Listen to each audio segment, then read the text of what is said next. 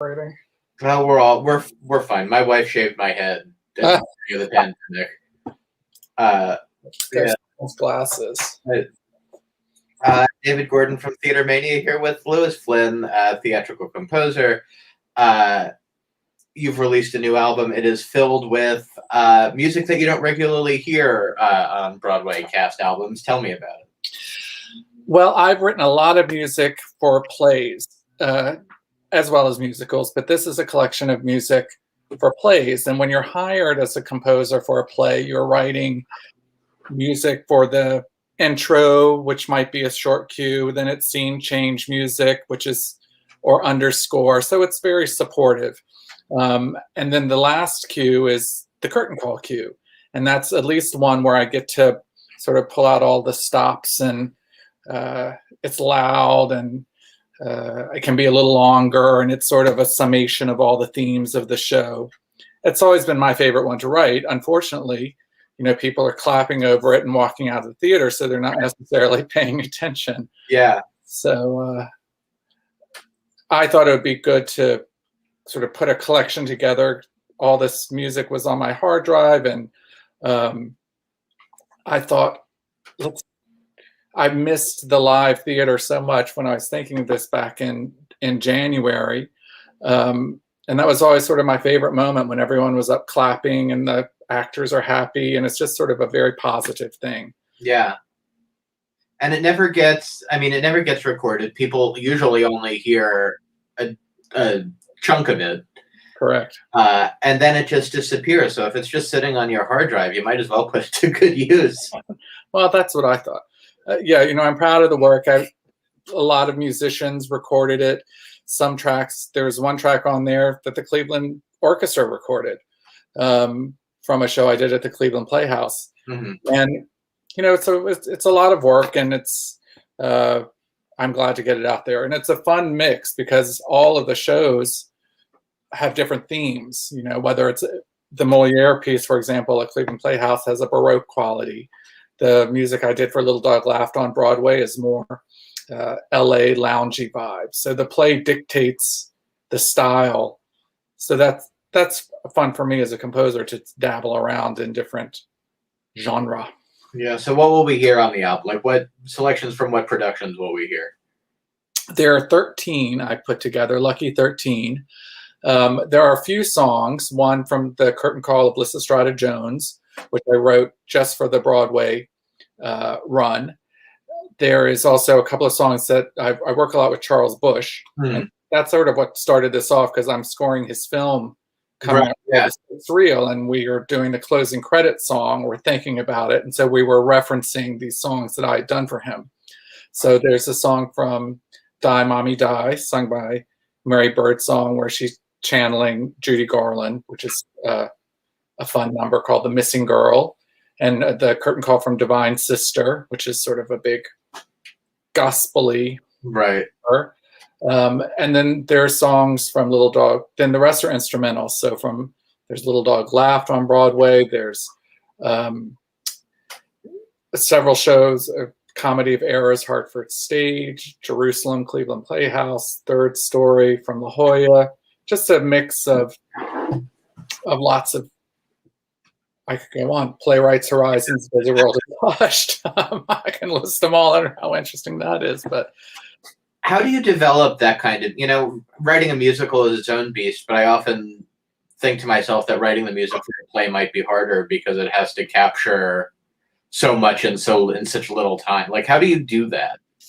Well, different from writing a musical. When you're writing a musical, you are, as a composer, the first stop. You are writing it from the beginning. When you're brought in to write music for a play, it's more kind of like your film score. All the work is done. The characters are there, the story's there, and you're the last element that's brought in. Right. And I'll meet with the director.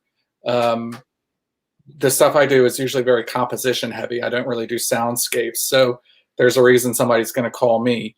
But we'll walk through and say we need something here or there. And then I'll sketch it out and provide demos of what I think it should sound like.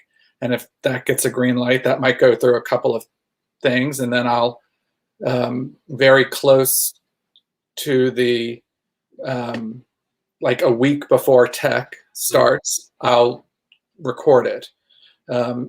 Usually I'll bring in, depending on the budget, 2, 3, 10 musicians, and I do it as late as possible because it's all very timing specific. Yeah. And then I have to write it in such a way that I can edit it, particularly for scene changes, so that when you get into tech and the scene change is 12 seconds and your cue is 14, you got to trim it off. I was going to say that must be the most difficult part of the whole thing, just getting the timings correct. Yes. Well, it helps. When I started this back in the day, it was all reel to reel. Right. Which was a real pain.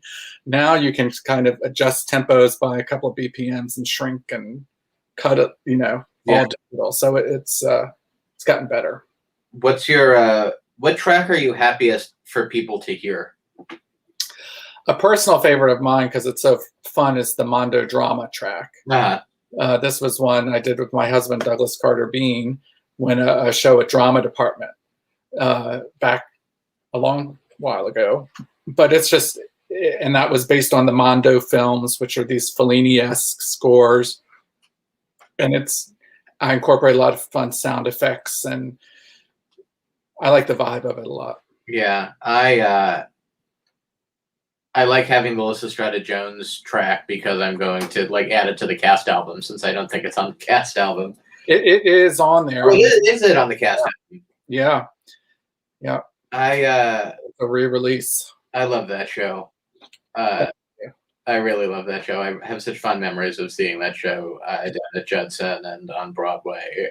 And now it seems like I know colleges and stuff are doing it, which must. Yes, we were fortunate, despite the limited engagement, as we call it. It was licensed, so it is very popular as it should be, college circuit. But there aren't a lot of shows where the cast is meant to be college age. Right. So it fits in, and have you done a lot. Have you guys seen it? Have you seen school and regional productions of it? We have. It's fun to see. Yeah, I can imagine. It's really inventive, because a lot of times, they'll expand the cast. Right. When we did it on Broadway, it was only 10, 12 people. So there was no opposing basketball team. Right. A lot of times they'll expand the group and have more guys. So when you have the ball games, there's more people on the stage. And I would imagine it allows, the larger ensemble allows for even crazier choreography too, with the balls and stuff. Yeah. What are you guys working on these days? Well, I'm thrilled. Right before lockdown, Doug and I have a new musical called Hood that had been down at the Dallas Theater Center, and it was going to go after that. A producer came on board, and we were going out to the Oslo for another out of town run after working on it. So that was supposed to open last March, which that didn't happen, but now it's going to open next March. So a 2-year pause. Yeah. There'll be no excuses if it's for us. But at least it's happening, which is good. Yes, no, that's happening. And then also another piece I'm doing with Doug is his play called Fairy Cakes. It's going to open off Broadway in the fall. Nice.